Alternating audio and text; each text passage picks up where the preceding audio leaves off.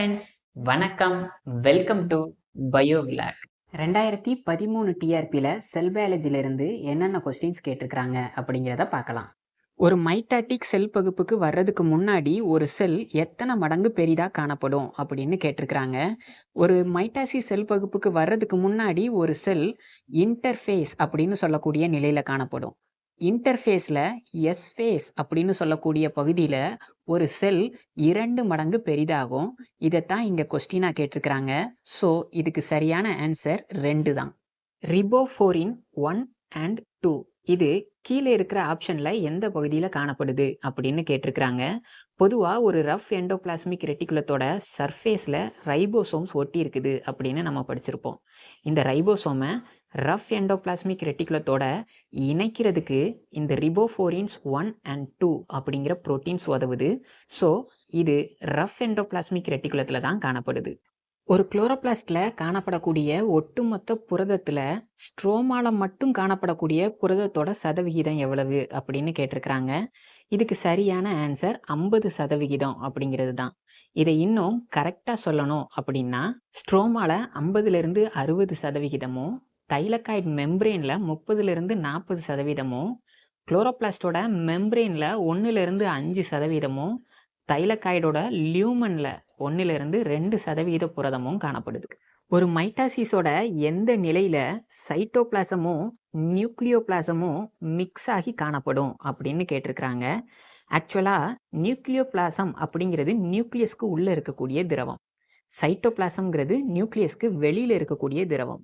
மைட்டாசிஸோட prophase நிலையில் உட்கருவை சுற்றி இருக்கக்கூடிய உட்கரு ஜவ்வு, அதாவது நியூக்ளியார் மெம்ப்ரெயின் டிஸப்பியர் ஆக ஆரம்பிக்கும். இது மெட்டாஃபேஸ் நிலையில் முழுவதுமாக டிஸப்பியர் ஆயிரும்.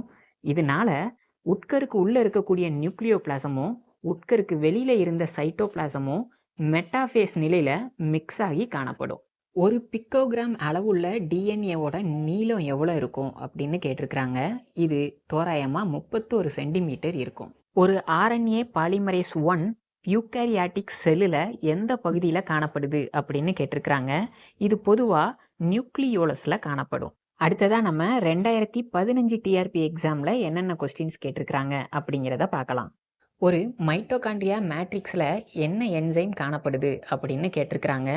ஒரு மைட்டோகாண்ட்ரியா மேட்ரிக்ஸில் பலவிதமான ரியாக்ஷன்ஸ் நடக்குது. உதாரணமாக கிரெப் சைக்கிள் மாதிரி.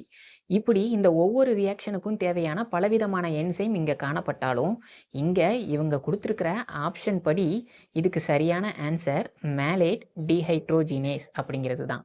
ஒரு ரஃப் எண்டோபிளாஸ்மிக் ரெட்டிகுலத்தோட முதன்மையான பணி என்ன அப்படின்னு கேட்டிருக்கிறாங்க. ஒரு ரஃப் எண்டோபிளாஸ்மிக் ரெட்டிகுலத்தோட சர்ஃபேஸில் ரைபோசோம்ஸ் காணப்படுறதுனால ரைபோசோம் புரதத்தை உற்பத்தி செய்யுது. இந்த ரஃப் எண்டோபிளாஸ்மிக் ரெட்டிகுலத்தோட முதன்மையான பணியும் புரத சேர்க்கை தான். இது அடிக்கடி கேட்கக்கூடிய கொஸ்டின். ஒரு மைட்டாசிஸை இன்ஹிபிட் பண்ணக்கூடிய கெமிக்கல் என்ன அப்படின்னு கேட்டிருக்கிறாங்க. பொதுவாக மெட்டாஃபேஸ் நிலையில் கோல்சிசைனை பயன்படுத்தி ஒரு மைட்டாசிஸை இன்ஹிபிட் பண்ண முடியும். ஒரு பாலிட்டின் குரோமோசோம் எப்படி உருவாகுது அப்படின்னு கேட்டிருக்கிறாங்க. இது பொதுவாக எண்டோமைட்டாசிஸ் ப்ராசஸ் மூலமாக உருவாகுது. ஒரு எண்டோமைட்டாசிஸ் அப்படின்னா என்னென்னா, மைட்டாசிஸ்க்கு முன்னாடி குரோமோசோம் டியூப்ளிகேட் ஆகி இதுக்கப்புறம் ஒரு உட்கரு 2ஆக டிவைட் ஆகும். அப்புறம் சைட்டோபிளாசம் 2ஆக டிவைட் ஆகி 2 செல்கள் நமக்கு கிடைக்கும். இங்கே எண்டோமைட்டாசிஸில் குரோமோசோம் டியூப்ளிகேஷன் நடக்குது. ஆனால் இதுக்கப்புறம் உட்கரு பிரிதலோ அல்லது சைட்டோபிளாசம் பிரிதலோ நடக்காது. அதாவது கேரியோகைனன்சிஸும் சைட்டோகைனன்சிஸும் நடக்காது. ஆனால் தொடர்ச்சியாக குரோமோசோம் மட்டும் டியூப்ளிகேட் ஆகிக்கிட்டே இருக்கும். இதனால் குரோமோசோமோட அளவு ரொம்ப ஜைஜாண்டிக்காக பெரிதாக காணப்படும். இதனால் இதை ஜைன் குரோமோசோம் அல்லது பாலிட்டீன் குரோமோசோம் அப்படின்னு சொல்கிறோம். அடுத்ததாக 2017 டிஆர்பியில் செல் பயாலஜிலிருந்து என்னென்ன கொஸ்டின்ஸ் கேட்டிருக்கிறாங்க அப்படிங்கிறத பார்த்துடலாம். கீழே கொடுத்துருக்கிறதுல எது ஒரு ஸ்டாப் கோடான் இல்லை அப்படின்னு கேட்டிருக்கிறாங்க. இங்கே யூஜிசி அப்படிங்கிறது மட்டும்தான் ஒரு ஸ்டாப் கோடான் கிடையாது. ரிமைனிங் 3மே ஸ்டாப் கோடான் தான். இதை டெர்மினேஷன் கோடான் அப்படின்னு சொல்கிறாங்க. ஒரு டிஎன்ஏ அல்லது ஆர்என்ஏ பகுதி ஒரு குறிப்பிட்ட பாலிபெப்டைட் செயினை குறிப்பிடும்போது அதை நம்ம சிஸ்ட்ரான் அப்படின்னு சொல்லுவோம். அதே போல் ஒரு அமினோ ஆசிடை குறிப்பிடக்கூடிய ட்ரிப்ளட் கோடை நம்ம கோடான் அப்படின்னு சொல்லுவோம். ஒரு டிஎன்ஏல மியூட்டேஷனை ஏற்படுத்தக்கூடிய பகுதியை மியூட்டான் அப்படின்னும், ரீகாம்பினேஷன் ஏற்படக்கூடிய பகுதியை ரெக்கான் அப்படின்னும் சொல்லுவோம். இங்க நமக்கு கேட்டிருக்கிற கொஸ்டின்ல கைனட்டோகோருக்கு வேறு என்ன பேர் இருக்குது அப்படின்னு கேட்டிருக்கிறாங்க. கைனட்டோகோருக்கு பொதுவா வேற ஒரு பேரும் இல்ல. பட் இதுக்கு நமக்கு டிஆர்பி சைட்ல இருந்து குடுத்திருந்த ஆன்சர்ல சென்ட்ரோமியர ஆன்சரா தந்திருந்தாங்க. பொதுவா ஒரு சென்ட்ரோமியருக்கு உள்ள 2 கைனட்டோகோர் காணப்படுது. ஆனா கைனட்டோகோருக்கு அதர் நேம் சென்ட்ரோமியர் கிடையாது. கீழ குடுத்திருக்கிற செல் நுண்ணுறுப்புகள்ல ஜார்ஜ் பேலட் எதை கண்டுபிடிச்சாரு அப்படின்னு கேட்டிருக்கிறாங்க. ஜார்ஜ் எமில் பேலட் எலக்ட்ரான் மைக்ரோஸ்கோப்பை பயன்படுத்தி ஒரு அனிமல் செல்ல ரைபோசோம்ஸை கண்டுபிடிச்சிருப்பாரு. இது எண்டோபிளாஸ்மிக் ரெட்டிகுலத்தோட அசோசியேட் ஆகி இருக்குது அப்படிங்கிறதையும் அவர் தான் சொல்லியிருப்பாரு. ஒரு நியூக்ளியோசோம்ல காணப்படக்கூடிய ஹிஸ்டோன் புரதங்கள் என்னென்ன அப்படின்னு கேட்டிருக்கிறாங்க. பொதுவா ஒரு நியூக்ளியோசோம்ல H2A, H2B, H3, H4 அப்படிங்கிற 4 விதமான புரதங்கள் காணப்படும்.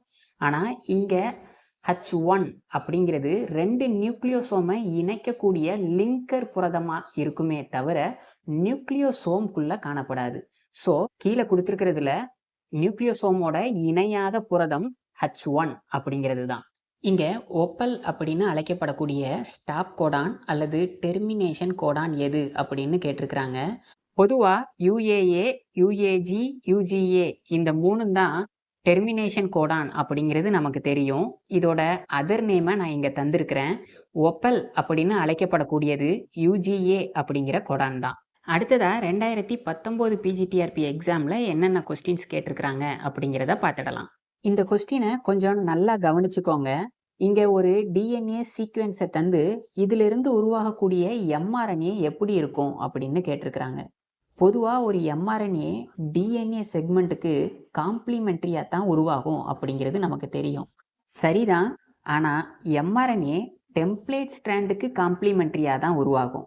இங்கே நமக்கு தந்திருக்கிறது ஒரு கோடிங் ஸ்ட்ராண்ட். இதை எப்படி நம்ம கண்டுபிடிக்கிறது அப்படின்னு கேட்டிங்கன்னா, ஒரு டெம்ப்ளேட் ஸ்ட்ராண்ட் 3' இருந்து 5' டைரக்ஷனில் இருக்கும். இப்படித்தான் எம்ஆர்என்ஏ சிந்தசிஸ் ஆகும். ஆனால் நமக்கு கொடுத்துருக்கிற சீக்வென்ஸ் ஒரு 5' to 3' டைரக்ஷன் அப்படின்னு சொல்லியிருக்கிறாங்க. ஸோ இது ஒரு கோடிங் ஸ்ட்ராண்ட். எம்ஆர்என்ஏ டெம்ப்ளேட் ஸ்ட்ராண்டுக்கு தான் காம்ப்ளிமெண்ட்ரியாக இருக்கும். ஆனால் கோடிங் ஸ்ட்ராண்டுக்கு சேமாக எக்ஸாக்டாக இருக்கும். பட் இங்கே உருவாகிறது ஒரு ஆர்என்ஏ அப்படிங்கிறதுனால டிஎன்ஏல எங்கெல்லாம் தயமின் இருக்குதோ அந்த இடங்கள்ல யுராசில் காணப்படும். இது நம்ம ஏற்கனவே பார்த்த கொஸ்டின் தான். ஒரு நியூக்ளியோசோம்ல காணப்படாத ஹிஸ்டோன் புரோட்டீன் H1 அப்படிங்கிறது தான். ஒரு வேக்யூல சுற்றி காணப்படக்கூடிய உறைக்கு டோனோபிளாஸ்ட் அப்படின்னு பேரு. கீழே கொடுத்துருக்கிறதுல ஒரு ஸ்மூத் எண்டோபிளாஸ்மிக் ரெட்டிகுலத்தோட ஃபங்க்ஷன் எது கிடையாது அப்படின்னு கேட்டிருக்கிறாங்க. இங்கே புரத சேர்க்கை அப்படிங்கிறது ஒரு ரஃப் எண்டோபிளாஸ்மிக் ரெட்டிகுலத்தோட ஃபங்க்ஷன். அதனால இது ஸ்மூத் எண்டோபிளாஸ்மிக் ரெட்டிகுலத்துக்கு பொருந்தாது. இங்கே ஒரு சில சயின்டிஸ்டோட நேமை தந்து அதை அவங்களோட கண்டுபிடிப்புகளோட மேட்ச் பண்ண சொல்லியிருக்கிறாங்க. இங்கே இவங்க தந்திருக்கிற நேம் ராபர்ட் ஹோலி அப்படிங்கிறது. இவர் அலனைல் டிஆர்என்ஏவோட சீக்வன்ஸை கம்ப்ளீட்டாக கண்டுபிடிச்சாரு. ரெண்டாவதா ஜேக்கப் அண்ட் மோனார்ட், இவங்க ஓப்ரான் மாடலை கண்டுபிடிச்சாங்க. மூணாவதா குரானா அண்ட் நியூரன்பெர்க் அப்படின்னு சொல்லக்கூடியவங்க, இவங்க ஜெனட்டிக்கோட கிராக் பண்ணாங்க. அதாவது மொத்தம் 20 அமினோ ஆசிடும் அதை கோட் பண்ணுறதுக்காக 64 ஜெனட்டிக் கோடும் இருக்குது. எந்தெந்த கோட் எந்தெந்த அமினோ ஆசிடை கோட் பண்ணுது அப்படிங்கிற கம்ப்ளீட் டேபிளை இவங்க உருவாக்கியிருக்கிறாங்க. நாலாவதா ஆர்தர் கான்பர்க் அப்படின்னு சொல்லக்கூடிய சயின்டிஸ்ட், இவர் டிஎன்ஏ ரெப்ளிகேஷனை கண்டுபிடிச்சிருக்கிறாரு. கடைசியாக ஃப்ரெட்ரிக் சாங்கர், இவர் டிஎன்ஏ சீக்வன்சிங் மெத்தடை கண்டுபிடிச்சிருக்கிறாரு. டிஎன்ஏ பாலிமரேஸ் 1 என்சைமை ஸ்ட்ரெடின்வெட் அப்படிங்கிறவர் தான் கண்டுபிடிச்சாரு. இதைத்தான் இங்கே கொஸ்டினாக கேட்டிருக்கிறாங்க. கீழே இருக்கிற எந்த முறையில் சிங்கிள் ஸ்டாண்டர்ட் டிஎன்ஏவை யூஸ் பண்ணி ஒரு டிஎன்ஏவை சீக்வன்ஸ் பண்ண முடியும் அப்படின்னு கேட்டிருக்கிறாங்க. இதுக்கான ஆன்சர் சாங்கர் மற்றும் கால்சன் முறையை பயன்படுத்தி இதை பண்ண முடியும். அடுத்ததா 2022 பிஜிடிஆர்பியில் செல் பயாலஜிலிருந்து என்னென்ன கொஸ்டின்ஸ் கேட்டிருக்கிறாங்க அப்படிங்கிறத பார்க்கலாம். ஒரு என்சைம் சிந்தசைஸ் ஆகக்கூடிய அளவை கட்டுப்படுத்தக்கூடிய ஓப்ரான் அல்லது ஜீனை எப்படி அழைப்போம் அப்படின்னு கேட்டிருக்கிறாங்க. இதை நம்ம ரெகுலேட்டார் ஜீன் அப்படின்னு சொல்லுவோம்.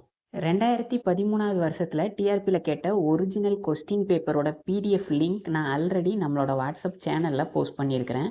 அதை ஓப்பன் பண்ணுறதுக்கான பாஸ்வேர்ட் biovlog@2013 அப்படிங்கிறது தான். இங்கே biovlog அப்படிங்கிற ஃபுல் லெட்டருமே கேபிட்டல். ஒரு நியூக்ளியோலஸோட ஃபங்க்ஷன் என்ன அப்படின்னு கேட்டிருக்கிறாங்க. இங்கே தந்திருக்கிற மாதிரி ரைபோசோமல் ஆர்என்ஏவை சிந்தசைஸ் பண்ணுறது தான் ஒரு நியூக்ளியோலஸோட ஃபங்க்ஷன். நிறையா குரோமோனிமாட்டக்கள் இருக்கக்கூடிய ஒரு ராட்சச குரோமோசோமை தான் நம்ம பாலிடீன் குரோமோசோம் அப்படின்னு சொல்கிறோம். இது ஒரு எண்டோமைட்டாசிஸ் ப்ராசஸ் மூலமாக உருவாச்சு அப்படிங்கிறத நம்ம ஏற்கனவே பார்த்தோம். இதனால தான் இதில் நிறைய குரோமோனிமாட்டாக்கள் காணப்படுது. ஒரு கோல்சிசின் அப்படிங்கிற கெமிக்கல் மெட்டாஃபேஸ் நிலையில் ஒரு செல் பகுப்பை தடை செய்யக்கூடியது. ஏன்னா இந்த நிலையில் ஸ்பிண்டில் ஃபைபர் உருவாகும் போது இந்த ஸ்பிண்டில் ஃபைபர்ஸை கரைக்கக்கூடிய தன்மை இந்த கோல்சிசைனுக்கு இருக்குது. இதனால மெட்டாஃபேஸ் நிலையில் குரோமோசோம்கள் எதிரெதிர் துருவங்களுக்கு மூவ் ஆகாமல் ஒரே இடத்துல இருந்துரும். இதனால செல் பகுப்பு தடை செய்யப்படுது. கீழே கொடுத்துருக்கிறதுல செல் ஜவ்வு இல்லாத செல் உறுப்பு எது அப்படின்னு கேட்டிருக்கிறாங்க. இதுக்கு சரியான ஆன்சர் ரைபோசோம் அப்படிங்கிறது தான். இந்த வீடியோ பிடிச்சிருந்தா லைக் பண்ணுங்கள், உங்களோட நண்பர்களுக்கு ஷேர் பண்ணுங்கள். இதே போல் தொடர்ச்சியாக பிஜிடிஆர்பி பாட்னி சம்மந்தமான வீடியோவுக்கு இந்த சேனலை சப்ஸ்கிரைப் பண்ணிக்கோங்க. தேங்க்யூ.